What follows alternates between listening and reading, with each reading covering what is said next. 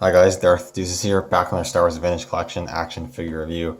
Today, taking a look at the Star Wars The Mandalorian Koska Reeves. This figure, I believe in the States, is a Target exclusive, but here in Canada, you can get it at Toys R Us. It's currently in stock online on their website, as well as you can probably start finding it in stores. Her and Axelwoves are both exclusives, I do believe, which is kind of annoying. I feel like these are some fairly significant characters. It feels kind of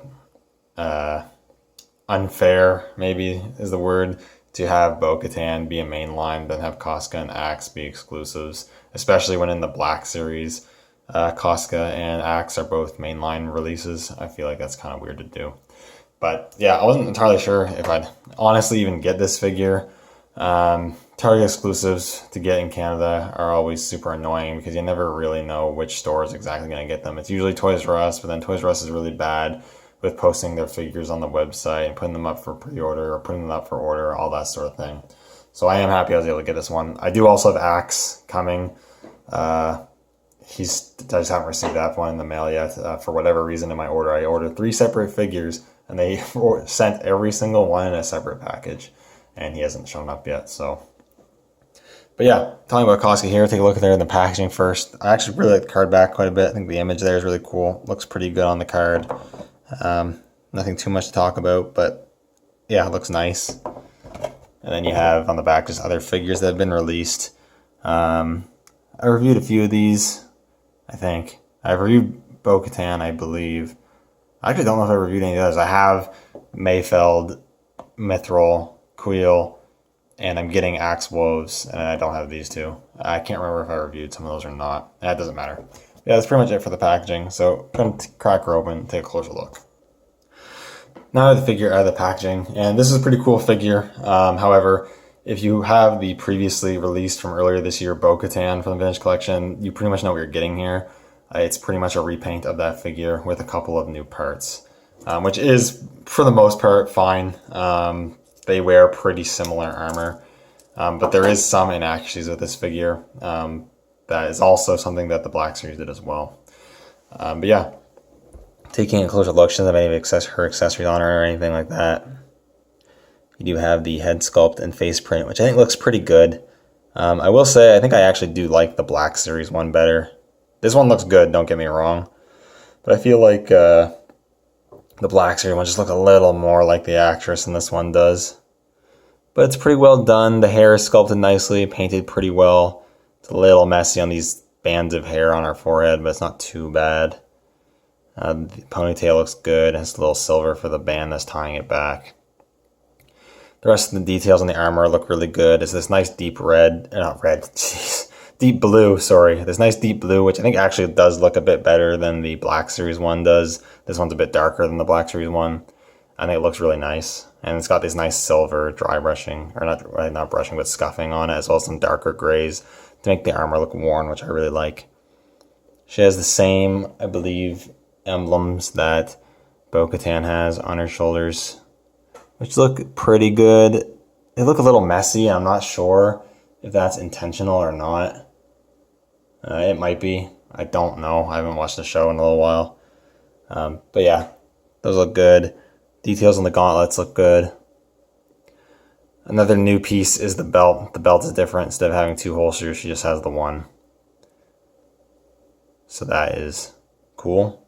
And they got the pouches and whatnot, silver and bronze for the belt buckle. Armor on the leg. This one got really messy. Really missed the mark there. It's unpainted a bit there, and then a lot of the paint bled over here, which is a bit unfortunate. But they can't all be perfect, I guess.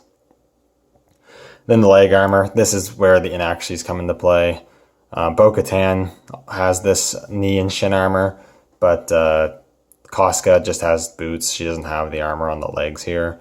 So that's been inaccurate. I don't personally care that much. I think she still looks good. It doesn't really bother me, but it's something to keep in mind. The figure's not 100% accurate. I don't know why they don't just remold those, but it is what it is. And then you get the shoes, look fine. And it's a good looking figure. A little inaccurate, but nothing too major in my opinion. A little bit of sloppy paint, which is a bit unfortunate as well. You're just gonna if you do find these in stores, you're just gonna want to have to check the figures and make sure you get one that looks good. In terms of articulation, everything you expect from a modern vintage collection. You've got that dumbbell joint in the neck, which moves quite well. Ball hinge of the shoulders go up all the way. The shoulder pads are on a softer plastic. Single hinge in the elbows, move a bit past 90. Swivels at the wrist, as well as hinges that go up and down. A ball joint at the torso, which gets a decent amount of range, nothing too crazy there. Ball jointed hips, which move decently well. And kick forward and back a bit, although like gets a little ugly there. Sole cut at the thigh.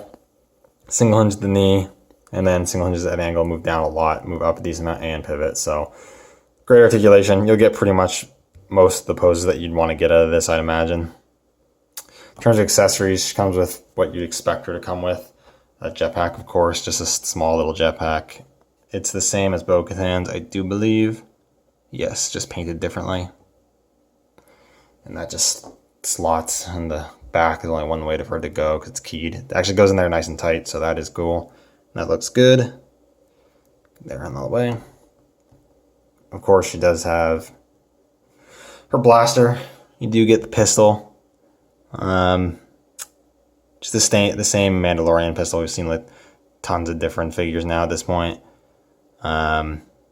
Just cast in a silver plastic. No paint for the grip or anything, which is a little unfortunate, but not a big deal. She holds it well. You have it in her hand there. Looks good. You can also store that in the holster, and it stores in there nice and securely. No problems there. And of course, you also have her helmet. The helmet is a separate sculpted piece. It's not a like one that goes on top of the head sculpt, so you can swap the head, plug that on, and then you have the helmeted sculpt on there. I think the helmet looks really good. I want to say it's a reuse, just repaint of Bo-Katan's helmet. Just give me 1 sec here. Honestly, I can't tell. It's so hard. It's so hard to tell. Koska's helmet is pretty much the exact same design as Bo-Katan's, but it's just a bit taller. Like, it's a bit taller and not as wide. And Bo-Katan's is ever so slightly shorter and a bit wider. The Black Series one sculpted a new helmet. I think this one might be a different sculpt as well, but I honestly can't tell. But it looks good regardless. The rangefinder does like to fall off for some reason, so you're going to want to be careful about that.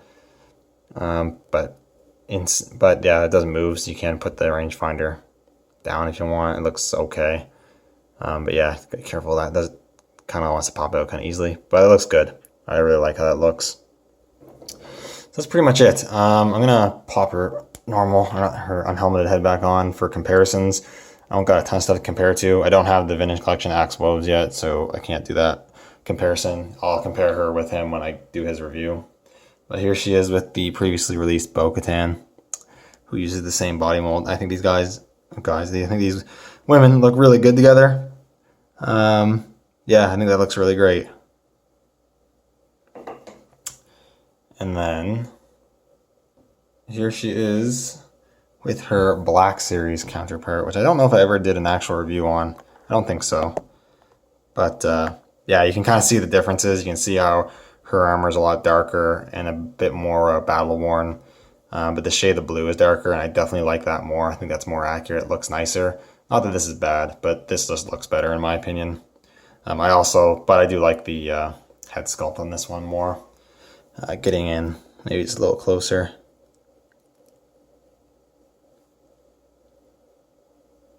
I don't know. It's up to the person to judge, I guess. I do think the Black Series one looks better. But they're both pretty good. Like, the Vintage Collection one's definitely no slouch. It looks great. Overall, I think this is a pretty good release.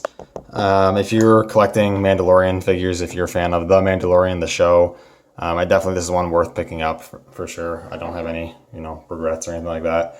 Unfortunately, in Canada, Toys R Us likes to bump up the price of all their figures now for some reason, so she's a bit expensive for pretty much a pretty regular release, which is a bit unfortunate, but I don't know, I think it's still worth it. I'm a sucker for all these Mandalorian figures. I'll keep pretty much buying all of them.